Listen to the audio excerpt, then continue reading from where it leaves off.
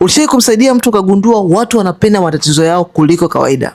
Kila solution unayotamani kumpa pupa anakuja na excuse. Anapenda matatizo yake, huwezi kumsaidia. Huwezi kumsaidia. Najua unajua vizuri ninayemwongelea. Hawa ni watu ambao uko nao kila siku. Hawa ni watu ambao wata drain energy yako ulionayo.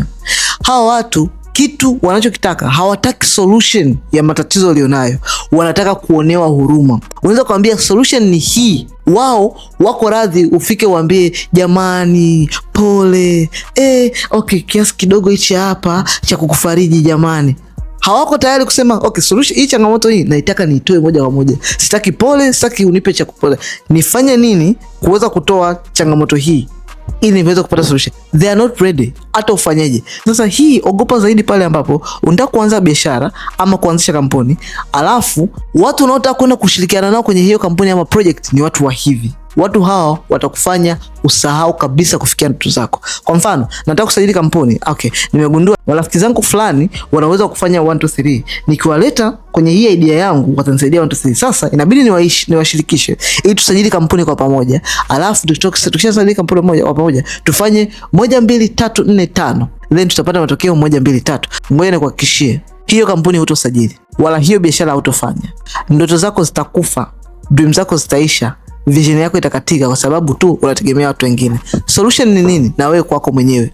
Sasa ili na wewe usiwe kama wao kwamba nimekosa kwa watu wao, kwa hiyo ni ngumu kufanya kampuni. Ngoja nikwambie kitu kimoja. Kampuni unaweza kujisajili wewe mwenyewe vizuri na ukaingia sokoni na ukatafuta team nyingine, na kwa sababu wao wamegoma kusajili kampuni, wao wanahitaji tu kupata hela na kumaliza. Hawataki ku take risk wala kusimama kama kampuni. Take risk wewe. Sajili kampuni, ingia sokoni. Wao watumie kama team, kama wakipenda. Wasipopenda, tafuta team nyingine, anza kujenga taratibu, kampuni yako itasimama na itafanya vizuri sokoni. Wakati wao wako pale pale wameganda kwenye excuse zao. Mtu mwenye excuse unaweza kumpiga hata na mwiko asistuke kwamba hii ni excuse. Mtu mwenye sababu ni sababu tu. Kama uko hapo unasubiria watu waje wakukubalie idea yako ulionao ndio mkuwe pamoja ndio msajili kampuni, sahau kupata matokeo. Kwa sababu gani? Watu wana excuse miaka yao yote. Leo kesho keshokuta wana excuse vile vile.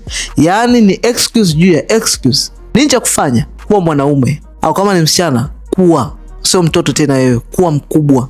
Especially wanaume, nyanyuka kuwa mwanaume. Njoo, piga simu. Kwenye caption yangu hapo kuna namba ya simu. Piga hiyo namba, book appointment. Kaa chini na mimi, jifunze namna gani ya kuweza kusajili kampuni yako, kuendesha kampuni yako, kusimamia kampuni yako, sajili kampuni yako, anzisha biashara yako, ingia sokoni, fanya. Kama uko nje nchi, hiyo namba ipo WhatsApp. Uko East Africa ama uko US UK, piga simu kwa WhatsApp, hiyo namba iko WhatsApp. Piga simu, timu yangu itapokea, tutakusikiliza, tutakushauri, sasa hivi usajili kampuni ya majina ya biashara, tutakusaidia kusajili. Ukishamaliza kusajili, then ingia sokoni. Na kuhakikishia hao watu ambao walijifanya na kupa excuse, kampuni yako itafanya vizuri sokoni, wao watakuwa bado na excuse. Niliona kwa kweli, bado sijapenda. Unapenda, unasubiri upende. Mambo dunia yanakwenda speed, usubiri upende.